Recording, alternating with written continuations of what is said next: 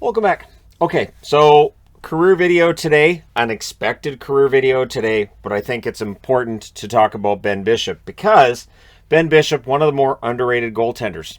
Absolutely. Now, people point out the injury issues he had over his career, rightfully so. He did. He had a lot of injuries, not a lot of major injuries until, of course, the one that has taken him out for the last year and a half and has essentially ended his career, the knee injury, right? But when he was drafted at 85th overall in 2005, goalies that were 6'7", that was kind of unheard of at that point. And 210 pounds, 6'7", Bishop, kind of a big dude, right? So he didn't play in the NHL until 2008-2009, where he makes his debut for the Blues. He played 6 games that year. Mostly reliever, third goaltender kind of thing. 1-1-1 was his record, .893 save percentage, no shutouts. Nothing in his game that was overly special at this point. And he doesn't play in 09-010, or 09-10, I should say, in the NHL. 2010-2011, he comes back and he plays for St. Louis again. 7 games, 3-4 record, .899 save percentage. He gets his first career shutout. And on February 26th of 2012, so in the midst of a season where he's again in the minors, he was traded for a 2013 second-round pick. St. Louis had depth in net, so Bishop was seen as a guy who was expendable by St. Louis, and so he goes to Ottawa. 2011-2012, after that trade, he played 10 games with Ottawa, 3-3-2 record, and a .909 save percentage. And I remember being very impressed with Ben Bishop and thinking, you know what, this guy's got a future. I think Ottawa got a steal here. 2012-2013, he plays 13 games for the Sens. 8-5 record, .922 save percentage, and a shutout. And then Ottawa made a move that I thought was a mistake at the time.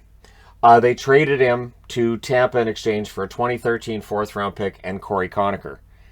And I thought it was a mistake because, yes, they had 3 goalies, and you can't have 3 goalies. You have to figure this out. They had Craig Anderson, who would stay there until 2020. They had Robin Lehner, who stays there until 2015. As it was seen at the time, Anderson was the goalie of the moment, Lehner was the goalie of the future, and so Bishop becomes the third wheel, right? So they trade him to Tampa. But I thought Bishop was the best of the 3 goaltenders at the time, and I was kind of okay with them trading Anderson. But again, I understand that Craig Anderson's time in Ottawa, absolutely really, really solid run that he had, some really good seasons in there. I just thought Bishop was a better goaltender. So he goes to Tampa, plays 9 games after that trade, 3-4-1 record, .917 save percentage, gets a shutout there as well, so he finishes the season with 2 shutouts.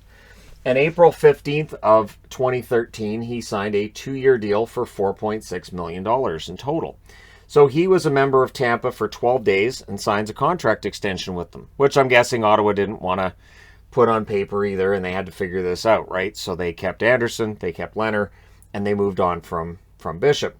2013-2014, he played 67 games that year. He was 4th in the National Hockey League with 37 wins. 14 losses, 7 overtime and shootout losses in there. .924 save percentage, which was 7th overall in the National Hockey League. 5 shutouts, and he finishes 3rd in the Vezina voting. So, excellent first full season in Tampa. 2014-2015, 62 games, 40 wins, which was 4th again in the National Hockey League. 13 losses in regulation and 5 losses in overtime or shootouts. .916 save percentage. 4 shutouts. And in the playoffs, well, Tampa goes all the way to the final. And so he plays 25 games, 13-11 record, .921 save percentage, 3 shutouts. Of course, they lost to Chicago in the Stanley Cup final. It was a very entertaining final, however. August 2nd of 2014, so before this season gets started, he signed a 2-year extension with the Tampa Bay Lightning for $11.9 million, which would kick in for the 2015-2016 season. So before the 2014-2015 season even kicks in, he has signed a contract for 2015 through 2017. 2015-2016, first year of that new deal, 61 games, 35 wins, which is 4th in the NHL that year, 21 losses and 4 losses in overtime or shootouts, .926 save percentage, which was 2nd overall. Absolutely fantastic season. 6 shutouts, and in the playoffs he plays 11 games, has an 8-2 record, .939 save percentage, 2 shutouts. So overall really good. He did get hurt in those playoffs. He played in the All-Star game. That's the only time he played in the All-Star game, which kind of surprised me when I was putting this all together. He's also a second-team All-Star in the NHL that year, and he was second to Vezina voting. Sadly, he never won the Vezina. So 2016-2017, Tampa's now coming to a crossroads here, right? So Bishop's in the final year of his deal, and they know Vasilevsky's the future. He plays 32 games, does Bishop that year for Tampa, 16-12-3 record, 911 save percentage, 1 shutout. And February 26th of 2017, he's traded for a 2017 7th-round pick, Peter Budaj, and Eric Chernak. So it's a deal that at the time we look at and go, well, that doesn't seem like very much for Bishop, but Chernak turns out to be a steal. The Kings, they get him into 7 games, 2-3-2 record, 900 save percentage, no shutouts. And then they can't sign him to an extension either. So on May 9th of 2017, the rights are traded to Dallas in exchange for a 2017 4th. So LA had to feel pretty good about this in that they went from a 7th-round pick to a 4th-round pick, and all it cost them was Budaj and Chernak. Little did we know. So he signs. He signs in Dallas. 3 days after his rights are traded there, he signs a 6-year deal for $29.5 million. Dallas was coming off of a pretty rough patch there goaltending-wise with Kari Lehtinen, with Antiniemi, where the goaltending just wasn't up to par. So adding Bishop seemed like it was a really good idea. The first year in Dallas, 53 games played, 26-17-5 record, 916 save percentage, 5 shutouts. And so it's a good first year from him. It's not perfect, but it's a very good first year. 2018-2019, he plays 46 games that year. 27-15-2 record, 934 save percentage, which was first in the National Hockey League that year. 7 shutouts as well. In the playoffs, he plays 13 games, 7-6 record, 933 save percentage, no shutouts. He's a second-team All-Star that year, and he's second in Vezina voting. If he'd played more games, might very well have taken home the Vezina in 2019. But again, there's always that injury issue with Bishop where he'll miss 5 games here, 6 games there, 4 games here, 8 games there. And it's just, it's going to happen, right?